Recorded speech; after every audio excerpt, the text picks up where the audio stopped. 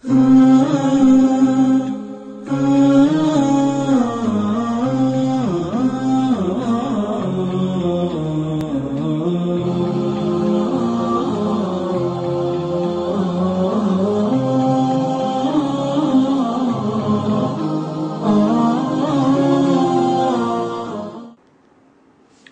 الله الرحمن الرحيم. الحمد لله رب العالمين، أحمده حمد الشاكرين وأستجيب له استجابة الطائعين، وأشهد أن لا إله إلا الله وحده لا شريك له، له الحمد الحسن والثناء الجميل.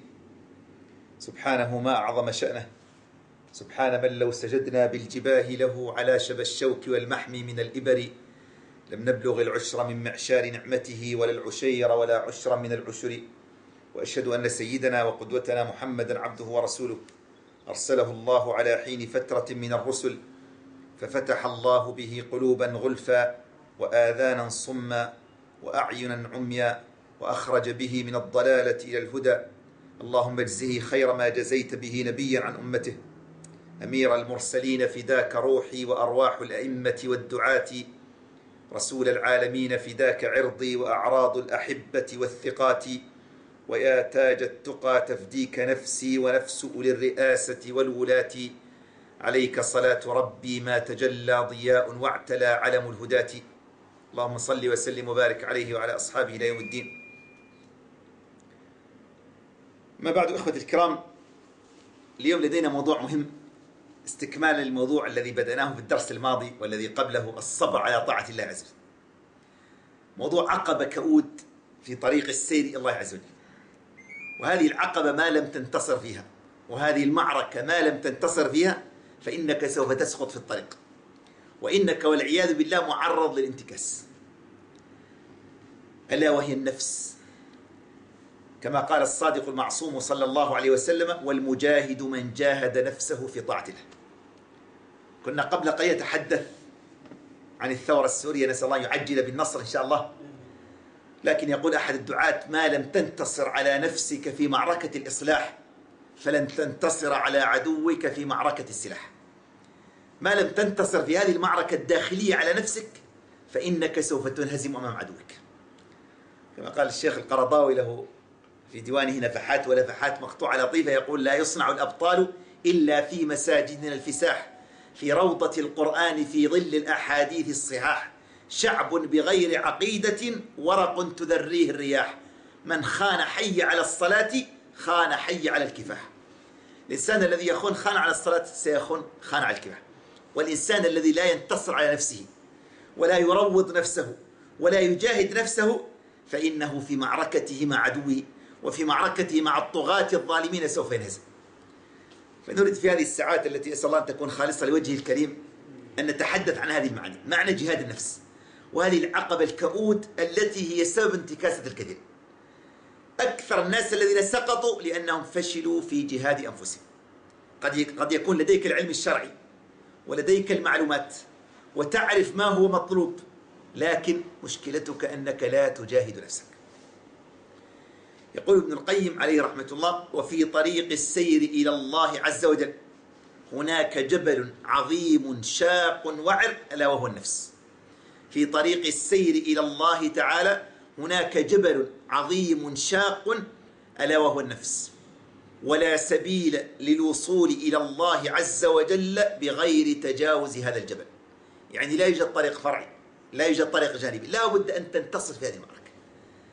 كل إنسان نجح تجاوز هذا الجبل الوعر الصعب. يقول: وكلما بدأت في صعود هذا الجبل رأيت المثبطات ورأيت المعوقات، تأتيك النفس وتأتيك الشهوات. يقول: وعلى قلة، يعني في أعلى ذلك الجبل الشيطان يجلس يخوف الناس من هذا الطريق. فتصور صعوبة القضية، جبل صعب ووعر وصعوده صعب، وعلى رأس ذلك الجبل هناك إبليس متربص يخوفك من صعود هذا الطريق.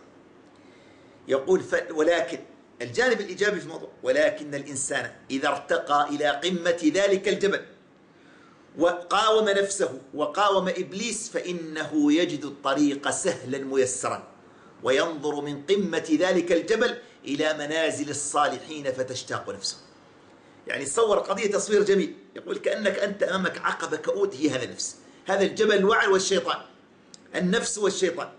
ولكن إذا انتصرت وإذا صعدت كما ذكرنا في درس الصبر، إذا تجاوزت مرحلة البداية فإنك ستجد الأمر سهلا ويسرا. خطورة النفس الآن لا يوجد. الأصنام التي أهل الجاهلية كانوا يعبدونها انتهت. اللات والعزى ومنات وود ويغوث ويعوق ونسر، هذه الأصنام التي كان العرب يعبدونها في الجاهلية انتهت. لكن هناك صنم جديد الآن، صنم عظيم، وصنم كثير من الناس يقدسه ويعبده ويجعله إلها من دون الله، كما قال الله تعالى: أفرأيت من اتخذ إلهه هواه. أفرأيت من اتخذ إلهه هواه، يعني هوى النفس يصبح إلهك. نفسك تقول لك روح يمين تروح يمين، ونفسك تقول لك روح شمال تروح شمال، ونفسك تقول لك افعل هذه المعصية تفعل هذه المعصية، ونفسك تقول لك افتح الموقع الإباحي كذا تفتح هذا الموقع، ونفسك تقول لك افتح الفيديو كليب الفلاني تفتحه. أنت أسير نفسك وأسير شهواتك. وهذه يا أخواني الكرام أعظم هزيمة، أكبر هزيمة، أن تكون ضعيفا أمام نفسك لا تستطيع أن تتحكم فيها. وهذه أخطر معركة كما ذكرنا. وحتى الغربيين سبحان الله يركزون على هذه القضية. يقول لك الخطوة الأولى لكي تتحكم في نفسك، الخطوة الأولى لكي تنجح أن تتحكم في نفسك. يعني سبحان الله أنتوني روبنز كاتب مشهور عند الغرب، له كتاب يقول أيقظ العملاق داخلك. يقول ملخص الكتاب، يقول الناجحون في الحياة ليسوا الأكثر ذكاء، وليسوا الأكثر مواهبا، وليسوا الأكثر قدرات. يعني شوف حتى يتكلم في النجاح المالي أساسا، يقول الناجحون في الحياة ليسوا الأكثر ذكاء، وليسوا الأكثر مواهبا، وليسوا الأكثر قدرات، ولكنهم الأكثر تحكما في أنفسهم. شوف هذا كاتب غربي يقول هذا الكلام. لماذا؟ لأنه هو التحكم النفسي والمقياس. يعني لكي أضبط نفسي، حتى هذا الغربي الذي لا يصلي، أن أستيقظ الساعة الفلانية وأقوم الساعة الفلانية، عندي صفقة معينة أو عندي موعد معين، كيف ألتزم به؟ كيف أقاوم نفسي أني أنام ساعات قليلة في وقت العمل؟ لدي مشروع تجاري، كيف أسهر وكيف أخطط؟ هذه القضية تحتاج تحكم في النفس. شوف الإنسان الضعيف أمام نفسه كيف سينتصر. ولذلك من الأمور المهمة جدا كما ذكر ابن القيم، قال يقول في نهاية كلامه، يقول: فإذا شعرت بالملل وشعرت بكلال النفس فإنك لا بد أن تذكرها بالسائرين، وتذكرها بقرب الوصول، وتذكرها بما أعد الله لك. عند العرب في البادية لما الجمال العيس تسير، هناك ما يسمونه بالحادي، إنسان صوته حلو تدي ينشد أناشيد جميلة ويغني لها، فالعيس تطرف فتتحرك بسرعة. كذلك هذه النفس لا بد لها من حادي، لا بد لها من مشوق. أكبر مشوق وحادي النفس هو ما أعد الله لها. وأنت الآن في هذه المعركة الصعبة تريد أن تجاهد نفسك، تريد أن تروض نفسك، تريد أن تنزع الكبر والحسد والغل، تريد أن تحارب الفتور والكسل والضعف والنوم عن الصلاة والشهوات. لا بد لك أن تحدو نفسك. تحدوها بماذا؟ ما أعد الله لها. تذكرها بمنازل المتقين.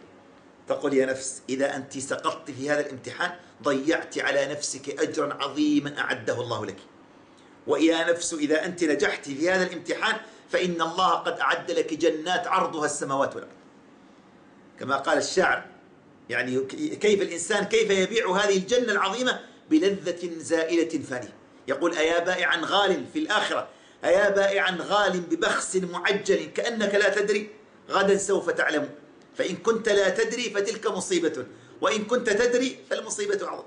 يقول كيف إنسان عاقل عندما يتذكر ويتفكر في هذه القضية. يقول: معقولة أنا من أجل شهوة محرمة، من أجل معصية، من أجل شهوة نفس أضيع نفسي، أخسر جنة عرضها السماوات والأرض؟ هذه أعظم خسارة في حياتك، فكيف لا تتندم عليها؟ يقول الإمام الغزالي عليه رحمة الله، يقول: ومن العجيب أنك لو تفوق عليك أقرانك أو جيرانك بزيادة درهم أو علو بناء لثقل ذلك عليك، ولزاد همك، ولصعب عليك الحسد الذي في قلبك. يقول: لو أحد من أصحابك أو من ربعك أو من رفقائك تفوق عليك بصفقات تجارية، أو أملاكه صارت أكثر، أو تجارته ربحت أكثر، أو بنى بيت بمواصفات أجمل، ماذا يحدث لك؟ يتنغص عيشك، تتضايق وتتحسر وتتندم. يقول: وغاية أمرك، يعني في أحسن أحوالك، أنك في منزل من منازل الجنة، وقد فاقك أقران بمنازل لا تساويها الدنيا بحذافيرها. يقول: لماذا هنا تحزن؟ لماذا في الآخرة لا تحزن؟ في الحديث: الجنة 100 درجة، الجنة 100 درجة، ما بين كل درجة ودرجة ما بين السماء والأرض. لماذا هذا التنافس الدنيوي نحن نتنافس عليه ونحزن؟ لكن لماذا عندما تعلم أن أحد قد سبقك في الجنة لماذا لا تتأثر؟ لماذا لا تعلم أن هناك حتى إذا دخلت الجنة هناك شخص سيكون منزلته أعلى منك بكثير؟ نسأل الله تعالى أن يرزقنا المنازل العليا في الجنة. لماذا لا يتناقص عيشه؟ وهذه القضية أخوة الكرام مهمة، لأنها تحدد مقاييسك في الحياة. الحسن البصري يقول: إذا رأيت الرجل ينافسك في الدين فنافسه. إذا رأيت الرجل ينافسك في العبادة، ينافسك في الصدقة، ينافسك في المشاريع الخيرية، ينافسك في قيام الليل، ينافسك في العبادة فنافسه. وإذا رأيت الرجل ينافسك في الدنيا فألقها في وجهه. ليس المقصود أن لا تهتم بالدنيا، لكن المقصود المقياس الأساسي. أشعر بالحسد فعلا وأشعر بالغبطة عندما أرى شخص سبقني إلى الله تعالى. ولذلك أحد السلف يؤكد هذا المعنى، يقول: أحيانا أهم بالنوم. تعرفون زمان مثل الدواعيس البيوت القديمة كانت البيوت متقاربة، فيقول: أهم بالنوم، فيقول: فأسمع صوت جاري يقوم الليل فأقول في نفسي: والله لا أجعله يسبقني إلى الله تعالى. شوف هذا التنافس. ما قال هذا بيته أحسن بيتي، ولا عنده أملاك أكثر، ولا الكريدت بانك أكثر. قال: والله لا أجعله يسبقني الله، فأظل أصلي حتى أسمعه، حتى أرى أنه قد نام. شوف هذا التنافس. هذا المعنى مهم يا أخوة الكرام، وهذا هو المقياس للنفس. هل أنت فعلا نفسك تريد ما عند الله تعالى؟ ما هو لكي تصبر على هذا الطريق لا بد أن تعلم ما أنت مقدم عليه. هذا الحادي الذي لا بد أن تعلمه هو ما أعد الله لك. لذلك يا إخوة الكرام من المهم جدا القراءة في الجنة ونعيم الجنة وما أعد الله. ابن القيم له كتاب جميل معروف اسمه حادي الأرواح إلى بلاد الأفراح، تحدث عن الجنة ونعيمها ومنازلها وقصورها. يعني يقول في خاتمة الكتاب، يقول: عجبا للجنة كيف نام طالبها، عجبا للجنة كيف نام طالبها، وكيف لم يسمح بمهرها خاطبها، وكيف طاب العيش في هذه الدار بعد سماع أخبارها، وكيف صبرت عنها أنفس الموقنين. يقول: أنا أتعجب هذه الجنة عندما ذكرها في هذا الكتاب العظيم، ذكر منازلها ودرجاتها ولا فيها غم ولا هم. يقول في بداية الكتاب أنه أعظم يعني أكثر مشاكل الإنسان تؤرقه 4 مشاكل في الحياة. المشكلة ومشكلة المرض. الإنسان يقول لك: أنا قد يكون عندي أموال لكن لدي الضغط ولدي السكر ولدي عافانا الله وإياكم سرطان، لا أستمتع بالمال. مشكلة المرض. والأمر الآخر مشكلة الموت. أقصى شيء يخاف الإنسان الموت. يقول: أنا قد أجمع المال لكن يأتيني ملك الموت فجأة، ماذا أفعل؟ والأمر الثالث الاكتئاب والحزن، هذا مرض العصر سبحان الله. والأمر الرابع الشيخوخة. الإنسان قد يكون مستمتع لكن يقول لك تقدم بالعمر، فسبحان الله لا أستمتع بالحياة. أول نعيم في الجنة أن هذه المشاكل 4 تحل. إذا دخل أهل الجنة الجنة نادى مناد: يا أهل الجنة إن لكم أن تصحوا فلا تسقموا، تصحوا فلا تسقموا، وأن تنعموا فلا تبأسوا، وأن تنعموا فلا تبأسوا، وأن تشبوا فلا تهرموا. تصور يعني الجنة كما في الحديث: يحشر أهل الجنة أبناء 33 سنة. الإنسان الذي مات وهو كبير في السن يرجع الله تعالى يعيد خلقه حتى يصبح عمره 33 سنة ويظل حتى أبد الأبد. المرأة الأخت الفاضلة إذا كانت ماتت وهي متقدمة في السن الله يرجعها في سن 33. فالمقصود أخي الكريم أنك يعني لا بد أن تقرأ عن الجنة لكي تعلم ما أنت فيه، لكي تصبر. مشكلة كثير من الناس لا يصبر لأنه لا يعرف الجزاء الذي أعده الله له، فبالتالي ينتكس. لأن الإنسان طبيعته، الإنسان كما يقول لا يترك شيء إلا إذا وجد شيء أفضل منه. الإنسان لا يضحي حتى بشهوة إلا إذا وجد شهوة أجمل منها، ولا يضحي بصفقة إلا إذا وجد صفقة أفضل منها. فكيف لو علمت بأعظم صفقة في حياتك وهي ما أعده الله تعالى لك؟ فنريد أخي الكريم بشكل عملي أن نحاول أن نتعرف على أهم المعينات على هذه القضية. الأمر الأول أن تتذكر خطورة هذه القضية. ابن الجوزي في كتابه العظيم صيد الخاطر ذكر قصة رمزية لكن لها معنى عظيم جدا. يقول أن الكلب جاء إلى الأسد وقال: يا سيد السباع غير اسمي فإن اسمي اسم قبيح. الكلب يقول الأسد، يقول: اعطيني اسم حلو، أنا اسمي ليس جميل، اعطيني اسم أحلى من هذا الاسم. فقال الأسد: أنت خائن لا يصلح لك إلا هذا الاسم. فقال: جربني. فأعطاه قطعة لحم وقال: هذه القطعة إذا صبرت عليها حتى الليل واحتفظت بها وأرجعتها لي فسوف أغير اسمك. يقول: فلما انتصف النهار جلس الكلب ينظر إلى قطعة اللحم ويفكر، ينظر إلى قطعة اللحم ويفكر، وبعدها بساعة اشتد جوعه فأخذ ينظر إلى قطعة اللحم ويفكر، ثم قال في نفسه. فقلنا أن ابن الجوزي في كتاب صيد الخاطر أنه ذكر قصة لها معنى مهم جدا. يقول أن الكلب جاء الأسد وقال: يا سيد السباع غير اسمي فإن اسمي اسم قبيح. فالأسد قال له: أنت خائن لا يصلح لك إلا هذا الاسم. فقال: جربني. يقول: فأعطاه قطعة لحم، قال: إذا احتفظت بها إلى الليل فسوف أغير اسمك. ذهب الكلب ومعه هذه الصفقة العظيمة، يريد عرض عظيم سوف يغير اسمه. يقول: فلما انتصف النهار أخذ ينظر إلى قطعة اللحم ويفكر، ثم اشتد جوعه فأخذ ينظر إلى قطعة اللحم ويفكر، ثم قال: وما علي من اسمي وما الكلب إلا اسم حسن، ثم أخذ اللحم وأكله. يقول ابن الجوزي: هكذا حال الإنسان. حال الإنسان هكذا، يصبر ثم تغلبه نفسه وتغلبه شهوته، يجاهد نفسه من أجل شهوة معينة ويظل صابر، ثم يأتي في فترة يسقط. يقول: وهذا سبب انتكاس كثير من الخلق. يقول ابن الجوزي: هذا المعنى سبب انتكاس كثير من الخلق. هي القضية كما ذكرنا في بداية المحاضرة، قضية مجاهدة النفس، قضية كيف تنتصر في هذه المعركة العظيمة.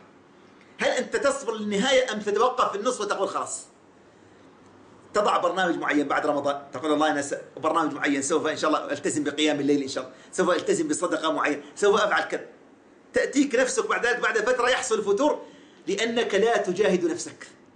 نفسك تقول لك أنت أحسن من غيرك، الناس كلها وكثر خيرك أنك تصلي، وحتى إذا كنت تضيع الفجر لك ناس كثير لا تصلي الفجر، وأنت أحسن من غيرك، أنت يعني معاصيك خفيفة وأنت ورب غفور رحيم والأمور طيبة، وهكذا حتى تكون كبقية الناس. فالأمر الآخر أخي الكريم أن تعلم طبيعة النفس، كما قال الشاعر: والنفس كالطفل إن تهمله شب على حب الرضاع وإن تفطمه ينفطم. مثل ولدك الصغير عندما تذهب به البقال متعود يأخذ كل شيء، ولك أريد كافي وأريد شوكولاتة وأريد عصير وأريد آيس كريم، لأنه لم ينضبط. لكن عندما تعوده على شيء معين فهذا حال النفس بالضبط. والنفس إن أعطيتها مناها فاغرة نحو هواها فها. النفس إذا أعطيتها ما تريد سبحان الله تتعبك جدا، وهذه قضية مهمة أخي الكريم، ولا بد أن تفهمها وتعود نفسك عليه. حتى الشيء المباح، عمر بن الخطاب رضي الله عنه كان يوما في السوق، وجد رجل يشتري شيء غالي، دفع ثمنه للبائع وأخذه، فقال له: ماذا فعلت؟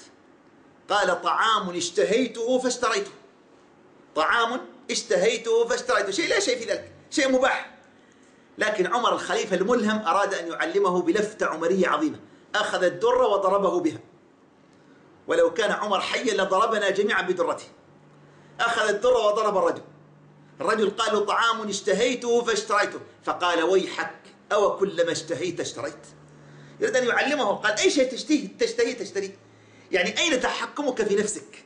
شوف، مع أنه شيء مباح، لكن لكي تعود نفسك لا بد أن تعود نفسك حتى تحرمها من المباح أحيانا، حتى تعودها، حتى تنمي عضلات الإرادة في قلبك. فهذه قضية مهمة، أن الإنسان يعود نفسه على هذه القضية، أن يتحكم في نفسه. لأنك لو تلاحظ أخي الكريم كثير من المعاصي وكثير من الطاعات المضيعة سببها عدم مجاهدة النفس. الساعة 10 وأنت نويت أن تصلي 4 ركعات بنية قيام الليل قبل أن تنام وتصلي الوتر، نفسك تقول لك أنت تعبان وجاي من العمل، والعمل عبادة والأمور طيبة والليل طويل، خلاص نام وإن شاء الله الأمور طيبة. وهكذا حتى تقوم صلاة الفجر، وهذا حتى لو قمت لصلاة الفجر تجاهد نفسك أنك تريد أن تتصدق بمبلغ معين، تأتيك النفس تقول لك يعني كما يقول أخوان اللي يحتاج البيت يحرم على الجامع، وأنت الفلوس أصلا لا تحتاج، وهذه الفلوس تحتاجها في شيء آخر، وهكذا حتى نفسك تضيع عليك هذا الأجر العظيم. ولذلك هذه النقطة الأولى، أن تعرف طبيعة النفس. والأمر الآخر أن تعلم أنه كما ذكرنا: أفرأيت من اتخذ إلهه هواه، أنه أعظم إله الآن يعبد في هذا الزمن هو هوى النفس. ولذلك ابن المقفع كان رجلا حكيما، فقيل له: ما الهوى؟ قال: هوان سقطت نونه. يعني الهوى كأنه كلمة هوان لكن شلنا النون، الهوى هوان يعني ذل. فكما قال الشاعر قال: نون الهوان من الهوى مسروقة، فإذا هويت فقد لقيت هوان. يقول أن الهوى يؤدي الهوان سبحانه، هوى النفس الغير منضبط سبحان الله يؤدي بك إلى الذل والهوان. الأمر الآخر أخي الكريم نريد أن نتكلم بشكل عملي عن هذه القضية.